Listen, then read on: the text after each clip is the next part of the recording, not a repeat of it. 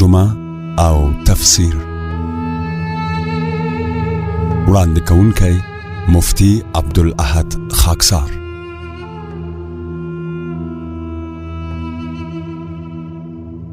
أعوذ بالله من الشيطان الرجيم.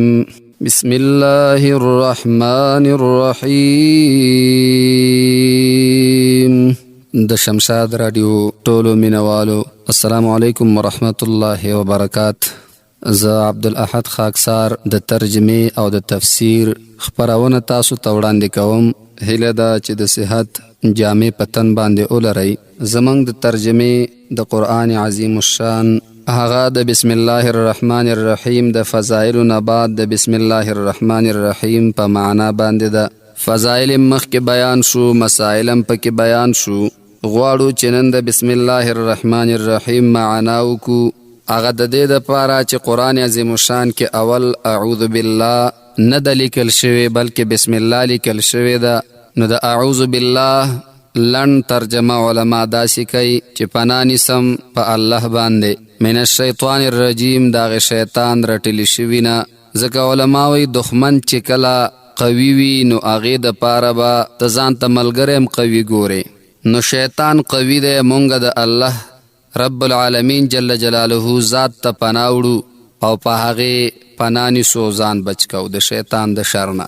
موسی علیه السلام نه یو ځل پوښتنه وشوه چې ای موسی علیک السلام چې غشی ویشتونکی په خپله یو انسان وي نو ته به د هغې نه ځان څنګه بچ کې چې هغه نښم تې خطا کیږي نه. موسی علیه السلام ورته ویل یوه طریقه شته بچ کیږي ته. وی هغه طریقه څنګه د وی لاړ بشي او د غشي ویشتونکي په خوا کې به ودرېږي نو بچ بشي. مطلب د هغې سړي دا و چې رب العالمین جل جلاله شیطان پیدا کړی او قوت یې ورکړی نو موږ به تې څنګه بچ شو د مکر نه. موسی علیه السلام ورته وی چې الله ته پناه ویسه نو د شیطان نه به بچ شي. بسم الله الرحمن الرحیم. په بسم الله الرحمن الرحیم کې یوه بعد او دویم اسم دی، دریم لفظ الله دی. عربی زبان کې حرف با د ډیرو معنو د پاره راځي. د اولنۍ بې چې کوم راغلی د مونږ تاسو ورته بې وایو، در حقیقت دې ته با ویلی شي. یوه معنا یې د مصاحبت ته. مصاحبت مطلب دا چې یو شی بل سره یو ځای کول.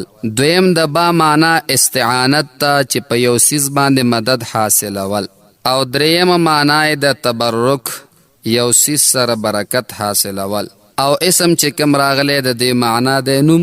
بیا په دې کې لفظ الله هم راغلی. نو لفظ الله دا اسم ذات د الله تعالی دی، اسم صفتی نومونه نور دی. نو په دې کې کمال ډیر زیات دی لفظ الله کې. نو لفظ الله چې پکې استعمال دی دا د برکت نوم دی. او بعضې علما وایي دې کې اسم اعظم پروت دی د الله لوی نوم. نو اوس دغه درې معنی مونږ وکړې، د درې واړو معنا سره بسم الله لګو. د مصاحبت معنا چې بسم الله کې واخلو نو ترجمه به شي د الله د نوم سره. او کچیرته استعانت ته نه واخلو نو بیا به معنا شي د الله د نوم په مدد سره. او که د تبرک معنا واخلو نو دا د الله د نوم د برکت سره. خو که درې واړه معنا واخلو چې د الله د نوم سره یا د الله د نوم په مدد سره یا د الله تعالی د نوم په برکت سره، بیا هم معنا دلته پوره نه ده. ځکه انسان پې پوهیږي نه د الله په نوم سره نو څه، د الله د مدد د نوم د مدد سره نو څه شی، د الله تعالی د نوم په برکت سره نو څه. د درې واړو حالاتو کې علما فرمایي خبره نیمه ده. نو د جملې د پوره کولو دپاره به یو مناسب فعل دلته ذکر شي. یو مناسب فعل به ورته وباسي او دې سره به ولګي. لکه مثال په طور مونږ تاسو ترجمه شروع کو. نو هغه جمله را واخله او د الله د نوم سره یو ځای کا. مثال د الله د نوم سره مونږ ترجمه شروع کو. د الله د نوم په مدد سره ترجمه شروع کو. د الله د نوم په برکت سره مونږ ترجمه شروع کو. نو اوس معنا پوره شوه. اوس په باندې مخکې پوهیږي چې د الله د نوم سره ترجمه شروع کو، د الله د نوم په مدد سره ترجمه شروع کو، او د الله تعالی د نوم په برکت سره مونږ ترجمه شروع کو. ځکه چې د الله تعالی نوم برکتی دی چې الله پکې برکت واچي. الله تعالی مدد کوونکی دی چې مونږ سره مدد وکړي. ځکه قرآن عظیم الشان عظیم کتاب دی. د دې په معنا باندې پوهېدل دا د هر انسان کار نه دی، دا د رب العالمین جل جلاله مدد غواړي. نو دا د بسم الله غ معنا چې کوم علماو اسانه لګولې وه. الرحمن الرحیم، الرحمن چې عام مهربان، الرحیم او خاص مهربان دی. نو د بسم الله پسې دوه صفتي نومونه د الله تعالی راغله چې یو ته رحمان و یو بل ته رحیم وای. الرحمن مطلب عام الرحمت، الرحیم مطلب تام الرحمت. عام الرحمت دا معنا ده چې د دې ذات رحمت دومره عام دی چې هر چا ته رسېدلی، هیڅ څوک ته نه دی پاتې شوي، ځکه د الله تعالی په نومونو کې یو نوم دی الرحمن، عام الرحمت دی. د الله تعالی رحمت عام دی، اگر که په دنیا کې کافر ولې نه وي، خو د الله رحمت عام دی، ټولو ته رسیږي. حتی چې کافر الله ته کنځلې کوي، ولیکن سره د دې چې دی کنځلې کوي، خو د الله تعالی رحمت بیا هم دومره عام دی چې وخت په وخت ورته رزق ورکوي او وخت په وخت ورته هغه روزي چې کومه مقرر کړي هغه ورته وررسوي. دا د رب العالمین جل جلاله د رحمت د عام کېدو دلیل دی. که مو تا پسې یو څوک بد ووایي نو ډوډۍ خو پرېږده، رزق خو پرېږده، زندګي به هم رانه ونه کي. الله داسې عام الرحمت دی، سره د دې چې کافر ورته کنځلې کوي، بد ردې وایي، شریک پیدا کوي، ولیکن بیا هم الله تعالی رحمان دی، هغې ته رزق ورکوي. ځکه یو شاعر هغه د دې ترجمه کوي د الله تعالی د رحمت، نو هغه داسې وایي: اے کریمی که از خزانه غیب، اے کریمی که از خزانه غیب، گبر و ترسا وظیفه خورداری، دوستان را کجا کنی محروم، دوستان را کجا کنی محروم، تو که با دشمنان نظر داری. معنی دا د رب العالمین، اے کریم ذات دومره خزانې دی لوی دی، ټوله دنیا ستا وظیفه خوري، ټوله دنیا ته رزق ته ورکوي، کاغه کافر دی او که مسلمان دی روزي ورته ته ورکوي. عام الرحمت ذات. بیا ورپسې وی دوستان را کجا کنی محروم، تو که با دشمنان نظر داری. اے الله دوستان به دې څنګه محرومه کې، دوستانو ته خو به د رزق خامخا ورکې، ولې چې دشمنانو ته روزي ورکې، چې کافر دی نو مسلمانانو ته به ولې روزي نه ورکې. مسلمان خو ستا دوست دی، ستا د وحدانیت آواز کوي. دا د عقیدې د جوړولو دپاره دا مثال ډېر قوي دی. کافر ته چې روزي ورکوي نو مو تا ته به ولې نه راکوي. بعضې خلک داسې وایي، غلطه عقیده لري، هغوی وایي که مزدوري نه وي نو زه به څه خورم، که مزدوري نه وي څه به خورم. بعضې خلک وایي که دا کاروبار ونه کړمه نو بیا به څه خورم. علما کرام لیکي دا نظر د دې غلط دی، ولی مسلمان اوروره تا ته روزی خو مزدوری نه درکوي، دا خو ستا دپاره یو کسب دی، اصل رازق خود رب العالمین جل جلاله دی. رسول الله مبارک فرمای تاسو که چیرته د مارغانو غوندې عقیده جوړه کړله نو الله به درته رزق هم آسانه درکوي. مارغان د سبی تش ججوری د خپل جال نه روان شي، اس کار او مزدوری نشته، ولیکن ماښام چې راځي ججوری ډکې وي، بچو تم په خوله کې سره اوړي. عقیده جوړول پکار دي. بعضې خلک وایي که نه چې مزدوري نه وي نو د ولږې نه به مړ شم، داسې مه وایه، دا عقیده خرابه ده. یا بل مثال علما کرام د عقیدې جوړولو دپاره لګوي. جرنده مونږ او تاسو ټول پیژنو او مخکې ورسره خلک ډېر اشنا وو، غنم به وړل او هلته به یې اوړه جوړول، تېنه اوړه کول به د جرندې ته چې دی یو طرف ته خولی په هغې باندې دا غنم ور اچولی کېږي. نو ای انسانه تا چیرته کتلی چې هغه خولۍ خالی پاتې شوي وي؟ نه، بلکې همیشه په هغې کې غنم پراته وي. تا چې انسان جوړه کړې ده نو د خوله تشیږي نه، او چې الله تا ته کومه خوله درکړې ستا دومره کمزورې عقیده ده په الله باندې چې دا به ته د ولږې نه مرې نه. ځکه یو شاعر وایي ګوره جرندې له خوله جوړه بني آدم کړه، ګوره جرندې له خوله جوړه بني آدم کړه، یو ساعت نه اوزګارېږي حال عیان دی. انسان ورته خوله جوړه کړې ده، یو ساعت هم نه اوزګارېږي، همیشه په هغې کې غنم پراته وي. نو ای مسلمان ستا په خوله باندې څنګه دا خبره راځي چې ته وایې رب العالمین جل جلاله نه بغیر ما ته دا کاروبار روزي راکوي؟ او غلطه ده. او تا تخل پخپل قدرت کړه مولا سازا، تا تخل پخپل قدرت کړه مولا سازا، ولی دی پخلی داس بیان ده. و مسلمان تا تا رب العالمین جل جلاله دغه خل در کړی دا، نو روزیم پر رب العالمین جل جلاله دا. مشران بعضی وخت کې متلونه وای نو ډیر ښه قوي لګي. زما یو مقتدیو ما په دې رزق باندې خبرې کولې چې الٰه العالمین جل جلاله باندې عقیده کلکه کوي، الله روزي ورکای. نو هغه راغی ما ته وایي چې مولوي صاحب رب العالمین جل جلاله داسې ذات ته چې هغه وایي هله به سبا کما چې ستا رزق پیدا کما، هله به سبا کړم چې ستا رزق پیدا کړم. ما ویل ګوره څومره ښکلې عقیده لري دا بعضې خلک. یقینا چې رب العالمین جل جلاله ستا روزي تا ته مقرر کړې در رسیږي به. رب العالمین جل جلاله داس رحیم ذات ده. حدیث مبارک کی راضی انسان لا دنیا تراغلے نہ دے پورا شکل باندے، ولیکن رب العالمین جل جلاله آغا وقت نہ د بندوبست کړه. کله چې انسان د مور پر رحم باندې شي رب العالمین جل جلاله یو فرښتہ راولیږي، فرښتې ته وایي ورشه اولیکا دا انسان به څومره رزق خوري، په کومه ځمکه باندې به ګرځي، څه به خوري او څه به کوي. رب العالمین جل جلاله دومره رحیم ذات دی. ای انسانا په رب العالمین باندې عقیده کلکه کا، تلا دنیا ته نه راغلی، رب العالمین ستا د رزق انتظام مخکې نه جوړ کړی دی. په الله عقیده کلکه کا. دا څه کوي دنیاوی نظام او دنیاوی خبرې تا په خپل ځای باندې پرېږده. بل صفت د رب العالمین جل جلاله رحیم دی چې دې ته تام الرحمت وایي. علماء کرام لیکي الرحمن عام الرحمت دی، دنیا کې په کافر او په مسلمان باندې خپله روزي ورته ورکوي، رزق ورته ورکوي، ژوند دې ورکړی. هېڅ چاته هم دا نه وایي چې ته په دنیا کې د اوسېدو حق نه لرې. ګرځه الله فرمایي وکفا بالله حسیبا، په ما حساب کافي دی، بس ورځ د قیامت کې و بیا ګورو. او تام الرحمت دا مطلب په ورځ د قیامت کې رب العالمین جل جلاله خاص په مؤمنانو باندې رحیم دی چې هغوی به جنت ته اولیږي. ما سوا د دینا کافرو سره به هلته بیا د رحم معامله نشي کولی.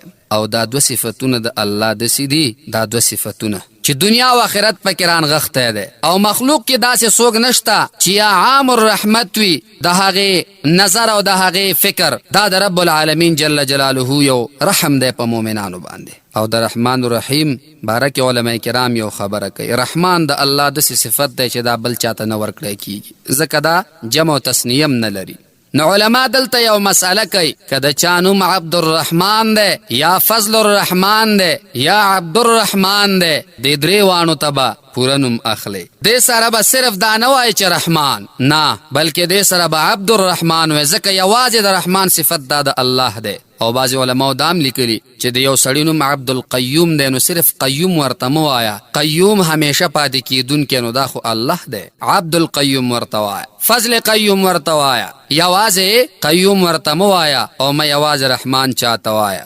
بعضې وخت کې انسان خطاش عبدالرحمن بابا نوم هم چې اخلي نو وایي چې رحمان وایي یا رحمان بابا وایي. که د خطا نه وویلی شي خو خیر دی، لیکن قصدن رحمان یوازې ویل نه پکار، عبدالرحمن ویل پکاري. او د هغې باره کې په خپل هم تصریح کړې د عبدالرحمن بابا یو ځای کې وایي ما رحمان ته چې رحمان وایي کافر دی، ما رحمان ته چې رحمان وایي کافر دی، زه رحمان خو د رحمان عبدالرحمن یم، زه خو د الٰه العالمین جل جلاله چې رحمان ورته وایي د هغې بنده یم.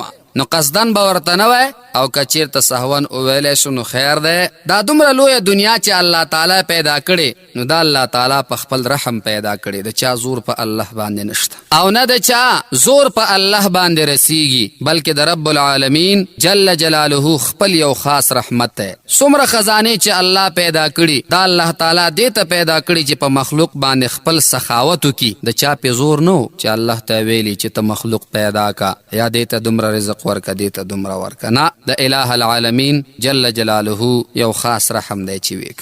دې وجې نه یو شاعر وایي د الله د مخلوق پیدا کېدل دا د څه دپاره شوي؟ من نکردم خلق تاسو دی کنم، من نکردم خلق تاسودی کنم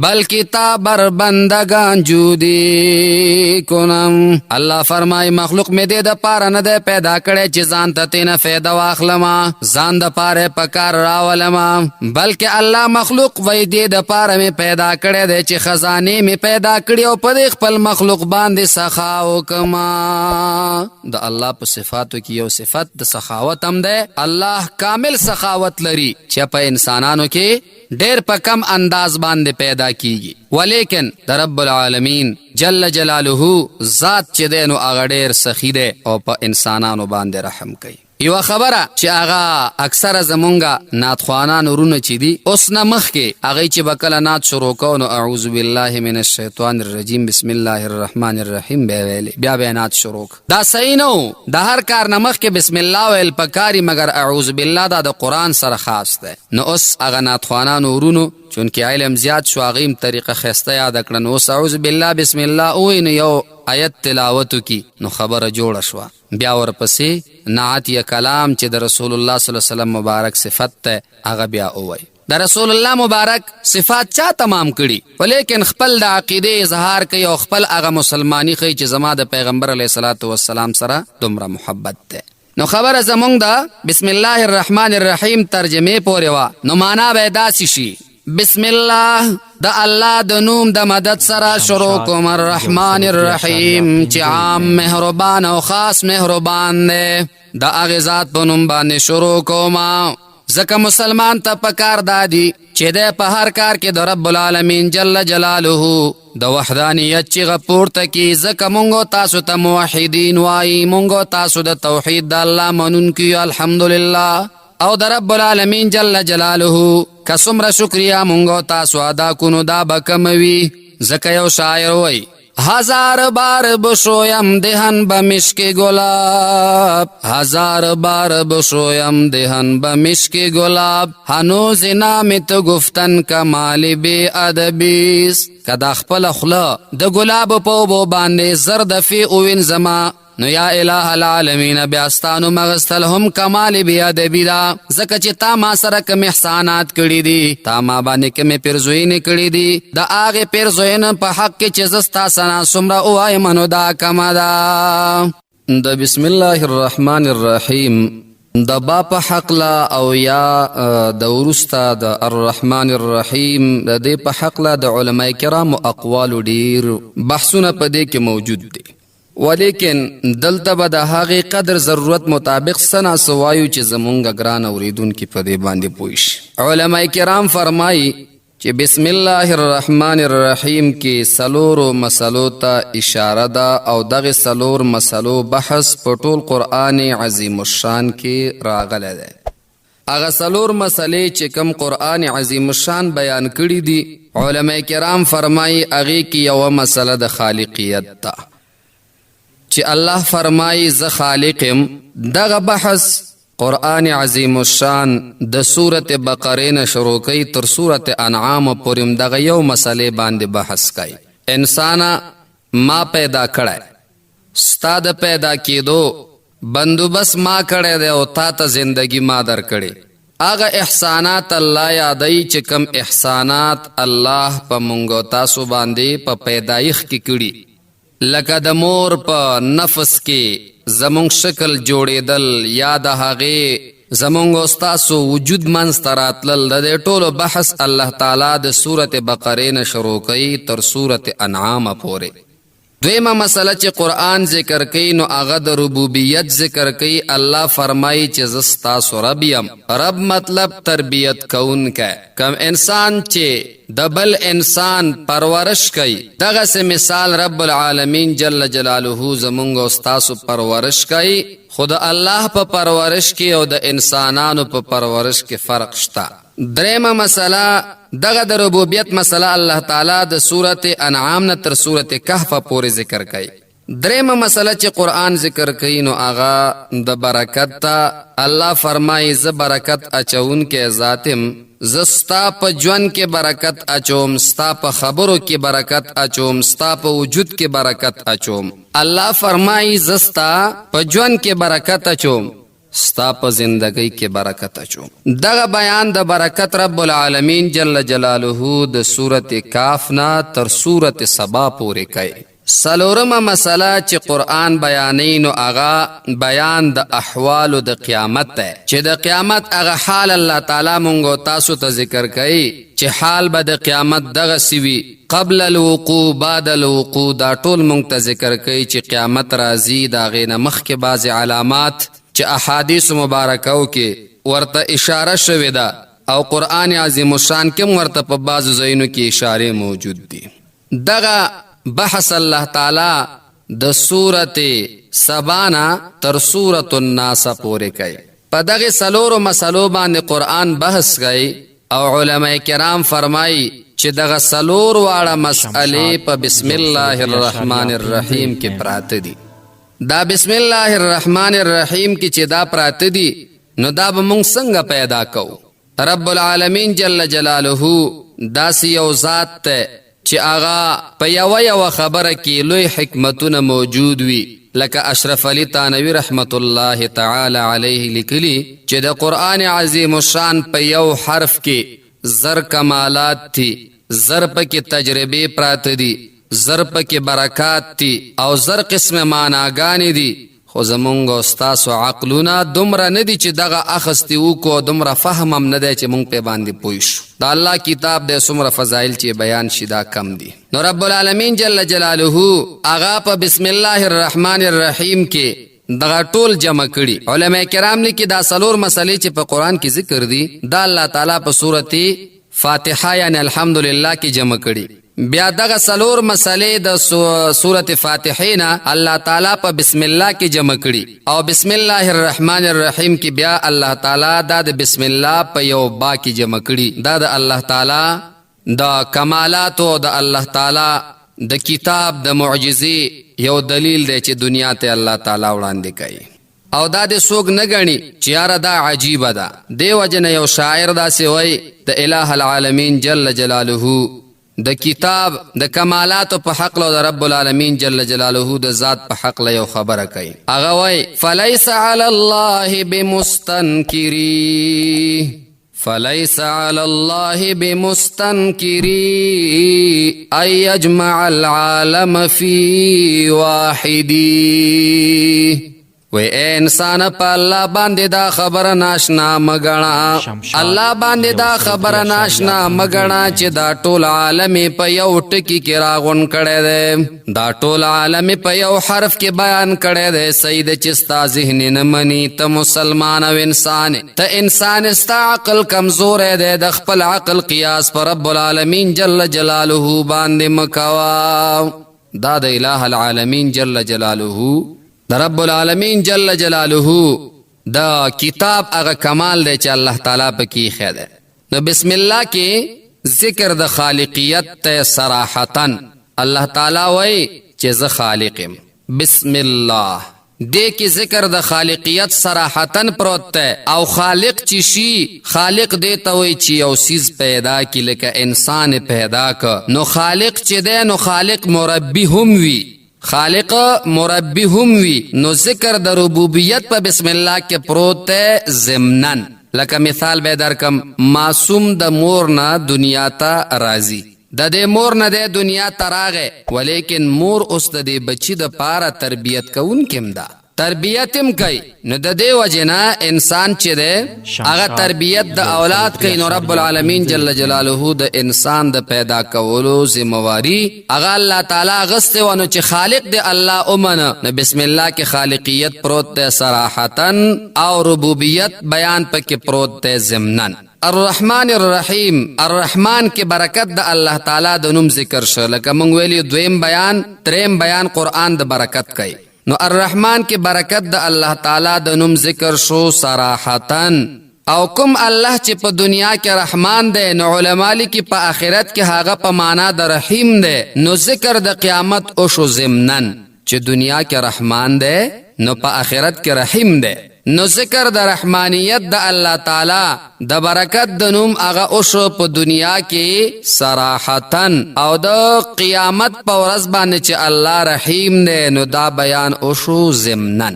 بیا دغه څلور واړه مسلې د بسم الله په با کې پراته دي. دا به چې کوم ورته وایي عزتمند، دا څومره د الله تعالی عجیب کلام دی. او د علماء کرامو د کوشش ته انسان وګوري حیران شي. هغه وایي چې با د بسم الله دا با چې دنو دی کې څلور مسلو باندې بحث کیږي. با په دې کې بیان دی د استعانت د پاره، او استعانت په مرتبه د خالقیت کې وي. استعانت مدد ته وایي، نو چې مدد غواړي د هغه ذات نه به غواړي چې ته پیدا کړي. استعانت په مرتبه د ربوبیت کې د هغه ذات نه به مدد غواړي چې ستا تربیت کوي. یو ځای کې د ضرورت راغی نو ته بیا د الله تعالی نه استعانت او مدد دې د پاره وغواړي چې دا مې رب دې پرورش مې کوي. الہ ز درس شروع کوم، تدریس شروع کوم، رب الزما امدادو کا، ځکه ته زما رب زما پرورش کوي. دریم پکې با په معنا د استعانت په مرتبه د برکت ته. یا الله زدا قرآن شروع کوم، ترجمه شروع کوم، یا علم شروع کوم، خو بسم الله زکه ویم چې په دې با کې استعانت د برکت پروت ته. رب اوس پکې برکت هم واچوه. دا د الہ العالمین جل جلاله د نوم برکت ته، دا د الله د نوم برکت ته. او څلورمه مسله پکې استعانت په احوالو د قیامت ته. رب ته مدد کون کې، ته مدد کې، خو د قیامت په احوالو کې هغه سختۍ د قیامت چې د انسان اعمالم پکې انسان ته یاد نوي، مور او پلارم پکې انسان ته یاد نه. ورځ د قیامت دومره سخت ورځ چې رب العالمین جل جلاله د هغې سختۍ بیانوي. هغه صدا سي چې الله فرمایي یوم یفر المرء من اخیه و امه و ابیه و صاحبته و بنیه. الہ العالمین فرمائی ورځ د قیامت دومره سخت ورځ ده.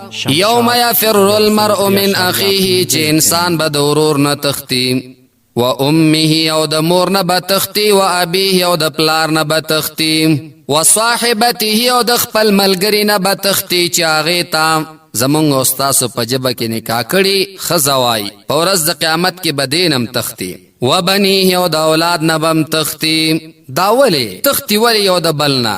علما لیکي ځکه تختی یو او بل سره د خپل ځان غم وي. نو سوچ دا کوي که پلار راشي او مانه نیکۍ وغواړي، ښځه راشي زمانه نیکۍ وغواړي، او یا بچی راشي زمانه نیکي وغواړي، مور راشي زمانه نیکي وغواړي، نو زه به خپله بیا پاتې شم د جنت نه. نو ورځ د قیامت داسې ورځ ده چې هغه نفسي نفسي دی، هر انسان ځان ته کوشش کوي. نو یو د بل نه به تختی چې مطالبه ترې نه د نیکو ونشي.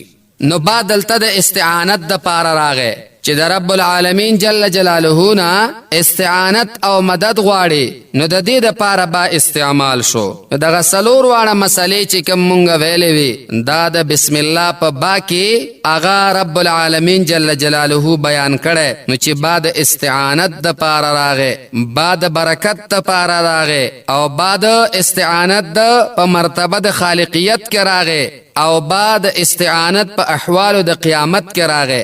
نو ټول پکې بیان شو. دا د بسم الله غ فضائل دي چې علماء کرام دلته بیانوي. همدغسې علماء کرام فرمایي چې د بسم الله الرحمن الرحیم په فضائلو که چیرته انسان بحث مباحثو کی نو ورځې او جمعې به ونیسي، ولیکن د بسم الله فضائل علما لیکي نوح علیه السلام هغه کشتۍ ولې د غرقېدلو نه بچ شوله؟ ځکه چې هغه کله کشتۍ ته پورته کېده نو بسم الله یې ویلی. د بسم الله د برکته رب العالمین جل جلاله هغه د دینا بچ کو، پامان کو، وې ساته. نو باید چې بسم الله الرحمن الرحیم دا وړوکی آیت مه ګڼئ او نه د دې برکات کم وګڼئ. نو د دې وجې نه علما کرام په دې کې بحث کوي او د دې برکت ته بسم الله الرحمن الرحیم رسول الله مبارک فرمای چې هر عمل شروع کوي جائز عمل وي نو مخکې بسم الله ته وایا. بسم الله چې دی ویلي رب العالمین جل جلاله به دی کامیاب او کامران کی. الہ العالمین جل جلاله دی اوکی چې څومره زمون ګران اوریدونکي دا بیان اوري چې په دې باندې عمل وکي. نو ګران اوریدونکو دا د قرآن عظیم الشان صرف د یو د بسم الله د فضائل مبارک خبره، او چې کوم انسان ټول قرآن عظیم الشان یاد کړي دا به څومره برکتی. کوشش وکړي چې قرآن عظیم الشان یاد کړي. رسول الله مبارک فرمای اے صحابو سم خیال لے دا اغی سڑی پا حق لا دا اغی انسان پا حق لا چی دا اغی کوٹی تا یو رڼا را دن نشي. دا د حافظ قرآن بارک رسول الله مبارک مثال ورکي. هغه انسان چې هغه د خپل بچی په علم کې مدد کړي او دا قرآن په یاد کړي، رسول الله مبارک فرمایي الله تعالی به ورته یو تاج ور په سر کی چې هغه تاج به د دې لمر نزیات رڼا کوونکی وي. الہ العالمین جل جلاله دی او کی چې زمونږ ټول ګران اوریدونکو زمونږ په دې بیان باندې پوه شوي. باقی تر بل خبرونه پورې مو په لوی او بخون کی ذات سپارم. السلام علیکم ورحمت الله وبرکاته.